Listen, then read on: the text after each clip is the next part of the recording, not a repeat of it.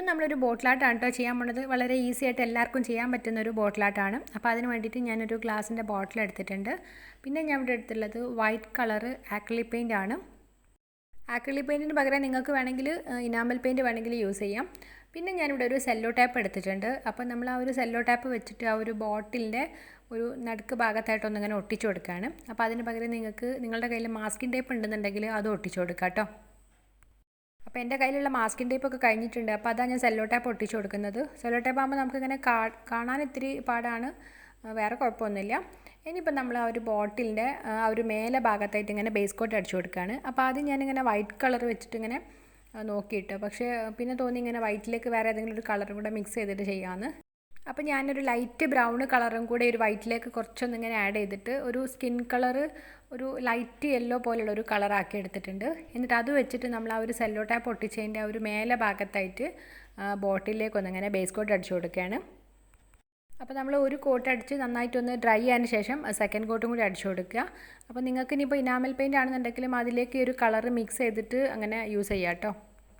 അങ്ങനെ നമ്മളെ ബോട്ടിലിൻ്റെ ഒരു മേലെ ഭാഗത്ത് 2 കോട്ട് പെയിൻ്റൊക്കെ അടിച്ച് നന്നായിട്ടൊന്ന് ഡ്രൈ ആയിട്ടൊക്കെ ഉണ്ട്. ഇനിയിപ്പോൾ നമുക്ക് ആ ഒരു സെല്ലോ ടാപ്പ് ഉണ്ടല്ലോ, അപ്പോൾ അതൊന്നിങ്ങനെ പൊളിച്ചെടുക്കാം. അപ്പോൾ നമ്മളത് ഒട്ടിക്കുക എന്തിനാന്ന് വെച്ചാൽ നല്ലൊരു നീറ്റായിട്ട് ഇതിങ്ങനെ ഒരു പാർട്ടീഷൻ ചെയ്ത് കിട്ടാനായിട്ടാണ്. പിന്നെ ഞാൻ ഇവിടെ എടുത്തിട്ടുള്ളത് ബ്ലാക്ക് കളറ് ആക്രിലിക് പെയിൻ്റ് ആണ്. എന്നിട്ട് അത് വെച്ചിട്ട് നമ്മൾ ആ ഒരു ബോട്ടിലിൻ്റെ താഴെ ഭാഗത്തായിട്ട് ഒന്ന് പെയിൻറ്റ് ചെയ്ത് കൊടുക്കുകയാണ്. അപ്പോൾ നമ്മൾ ആ ഒരു കഴിയുന്നതും ആ ഒരു ലൈനിൻ്റെ മേലോട്ട് ആവാതിരിക്കുക കേട്ടോ. അപ്പോൾ ഞാൻ ഫസ്റ്റ് ചെയ്ത സമയത്ത് തന്നെ ആ ഒരു സ്പോഞ്ച് ശ്രദ്ധിക്കാതെ അങ്ങ് പെയിൻ്റ് ആയി പോയിട്ടുണ്ട്. അത് കുഴപ്പമൊന്നുമില്ല, അത്ര ഒരു കറക്റ്റ് ആവണമെന്നില്ല, നമുക്ക് അതിൻ്റെ മേലെ കുറച്ചുകൂടി വർക്കൊക്കെ ചെയ്യാനുള്ളതാണ്. അങ്ങനെ നമ്മൾ ആ ഒരു ബോട്ടിലിൻ്റെ താഴെ ഭാഗത്ത് ഒരു ബ്ലാക്ക് കളർ ഒരു കോട്ട് അടിച്ചു കൊടുത്തിട്ടുള്ളൂ കേട്ടോ. കാരണം അങ്ങനെ ഒരു ഡാർക്ക് ബോട്ടിലായതുകൊണ്ട് ഒരു കോട്ട് അടിക്കുമ്പോൾ തന്നെ നല്ലൊരു വൃത്തിയായിട്ട് കിട്ടിയിട്ടുണ്ട്. പിന്നെ ഞാൻ ഇവിടെ എടുത്തിട്ടുള്ളത് ഡ്രസ് മൈ ക്രാഫ്റ്റിൻ്റെ ട്രാൻസ്ഫർമി ഷീറ്റാണ്. അപ്പോൾ ഒരു നല്ലൊരു ഫ്ലവറിൻ്റെ ഒരു തീമിലുള്ള ഒരു ട്രാൻസ്ഫർമി ഷീറ്റാണ് എടുത്തിട്ടുള്ളത്. ഈ മേലുള്ള ഒരു ഷീറ്റിൻ്റെ ഒരു മിറർ ഇമേജ് ആയിട്ടാട്ടോ ആ ഒരു ഷീറ്റ്സിൽ കാണാം. അപ്പോൾ നമ്മൾ ഇതിൽ നിന്ന് കുറച്ചിങ്ങനെ ഈ ഒരു കളർ തീമിലേക്ക് മാച്ച് ആവുന്ന കുറച്ച് ഫ്ലവേഴ്സൊക്കെ ഒന്നിങ്ങനെ ആദ്യം ജസ്റ്റ് ഒന്നിങ്ങനെ കട്ട് ചെയ്തെടുക്കുകയാണ്. ഈ ഒരു ട്രാൻസ്ഫർമി ഷീറ്റ്സിൻ്റെ റേറ്റും കാര്യങ്ങളൊക്കെ അതുപോലെ ഒരുപാട് കളക്ഷൻസൊക്കെ ഞാൻ ഡീറ്റെയിൽ ആയിട്ടൊരു വീഡിയോ ചെയ്തിട്ടുണ്ട്. അപ്പം അതിൻ്റെ ലിങ്ക് ഞാൻ കമൻറ്റിലൊന്ന് പിൻ ചെയ്തിട്ടിടാം. അപ്പോൾ അതൊന്ന് കണ്ടു നോക്കാം കേട്ടോ.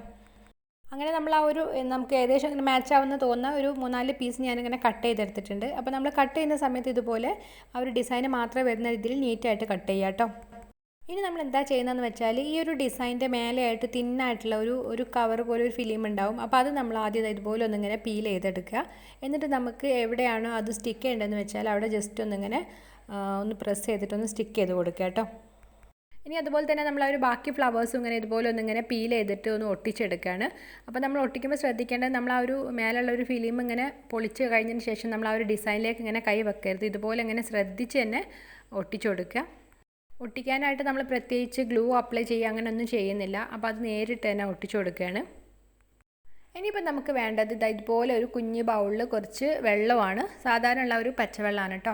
പിന്നെ ഞാൻ ഇവിടെ എടുത്തിട്ടുള്ളത് ഒരു സ്പോഞ്ചിൻ്റെ പീസാണ്. അപ്പോൾ നമ്മളിത് എന്താ ചെയ്യേണ്ടതെന്ന് വെച്ചാൽ നമ്മൾ ആ ഒരു സ്പോഞ്ചിൻ്റെ പീസ് ഇതുപോലെ വെള്ളത്തിൽ ഡിപ്പ് ചെയ്തിട്ട് നമ്മൾ ഈ ഒരു ഡിസൈൻ്റെ മേലെ ഇങ്ങനെ ഇതുപോലെ ഇങ്ങനെ ഡാബ് ചെയ്ത് കൊടുക്കുകയാണ്. ഇപ്പോൾ നമ്മൾ ആ ഒരു ഡിസൈൻ്റെ ബാക്കിൽ ഇങ്ങനെ വൈറ്റ് കളറാണ് കാണുന്നത്. അപ്പോൾ നമ്മളിങ്ങനെ വെള്ളം വെച്ചിട്ട് ഡാബ് ചെയ്യുന്ന സമയത്ത് ആ ഒരു വൈറ്റ് കളറൊക്കെ മാറിയിട്ട് ഡിസൈൻ ഇങ്ങനെ നന്നായിട്ട് ഇങ്ങനെ തെളിഞ്ഞ് കാണും. അപ്പോൾ അതുവരെ നമ്മളിങ്ങനെ ഡാബ് ചെയ്ത് കൊടുക്കുക. ഒരുപാട് സമയമൊന്നും വേണമെന്നില്ല, ഒരു 10 സെക്കൻഡൊക്കെ ഇങ്ങനെ നമ്മൾ ഒന്ന് ഡാബ് ചെയ്ത് കൊടുത്താൽ മതി. ഇനി നമ്മൾ ആ ഒരു ഡിസൈൻ്റെ മേലുള്ള ഒരു വൈറ്റ് പേപ്പർ ഇതുപോലെ നമ്മളൊന്നിങ്ങനെ സ്ലൈഡ് ചെയ്ത് കൊടുക്കുകയാണ്. അപ്പോൾ ആ ഒരു സമയത്ത് ആ ഒരു ഡിസൈനിലുള്ള ആ ഒരു കട്ടിങ്ങിലുണ്ടായിരുന്ന ആ ഒരു ഡിസൈൻ ഫുള്ളായിട്ട് നമ്മൾ ആ ഒരു ബോട്ടിലേക്ക് സ്റ്റിക്കായിട്ട് വന്നിട്ടുണ്ടാവും.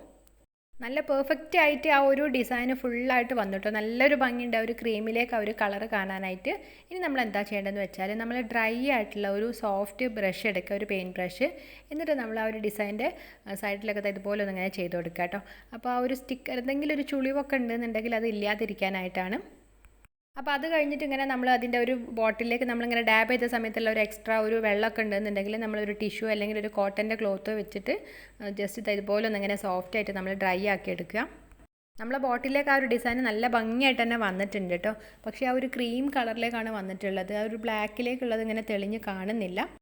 ഞാനിങ്ങനെ വിചാരിച്ചിട്ടുണ്ടായിരുന്നു ആ ഒരു ഡിസൈൻ ഇങ്ങനെ കറക്റ്റായിട്ട് ആ ഒരു 2 ഭാഗത്തോട്ട് വരുമ്പം നല്ലൊരു ഭംഗി ഉണ്ടാവുമായിരുന്നു. പക്ഷേ അതിങ്ങനെ അവിടെ ആ ഒരു ഭാഗം ബ്ലാക്കിലേക്ക് ചെയ്തത് ഇങ്ങനെ കുറച്ച് ഫോൾട്ടായിട്ട് പോയിട്ട് ആ ഒരു ഡാർക്ക് കളർ ആയതുകൊണ്ട് കാണുന്നില്ല. അപ്പോൾ നമുക്ക് അവിടെ എന്തെങ്കിലും ഒരു ഐഡിയാസൊക്കെ ചെയ്യാം. അപ്പോൾ അതുപോലെ തന്നെ ആ ഒരു ബോട്ടിലിൻ്റെ ബാക്ക് സൈഡിലും ഞാൻ ഇതുപോലെ കുറച്ചും കൂടെ ഫ്ലവേഴ്സ് ഇങ്ങനെ കട്ട് ചെയ്തിട്ടൊന്ന് ഒട്ടിച്ചു കൊടുക്കുകയാണ്. നമുക്ക് ഈ ഡെക്കോ ട്രാൻസ്ഫർ ഷീറ്റ്സ് യൂസ് ചെയ്യാൻ ഭയങ്കര ഈസിയാണ്. നമുക്ക് പ്രത്യേകിച്ച് ഒരു ഗ്ലൂവിൻ്റെ ഒന്നും ആവശ്യം വരുന്നില്ല. നമ്മളിതിന് പകരം ഡെക്കോ പേജ് ടിഷ്യൂ ആണ് യൂസ് ചെയ്യണമെന്നുണ്ടെങ്കിൽ ഗ്ലൂ അപ്ലൈ ചെയ്യേണ്ട ആവശ്യമുണ്ട്. പിന്നെ നമ്മൾ എത്ര ശ്രദ്ധിച്ചാലും ചെറുതായിട്ടൊക്കെ അതിൽ ചുളിവുകൾ വരും ചെയ്യും. ഞാനിത് വാങ്ങിച്ചിട്ടുണ്ടായിരുന്നത് ഡ്രസ് മൈ ക്രാഫ്റ്റിൻ്റെ ഓൺലൈൻ സൈറ്റിൽ നിന്നാണ്. അപ്പോൾ ഇതിൻ്റെ ഒരുപാട് കളക്ഷൻസ് ഉണ്ട് കേട്ടോ. അപ്പോൾ ഈ ഒരു ഷീറ്റിന് റേറ്റ് വന്നിട്ടുള്ളത് 99 റുപ്പീസാണ്.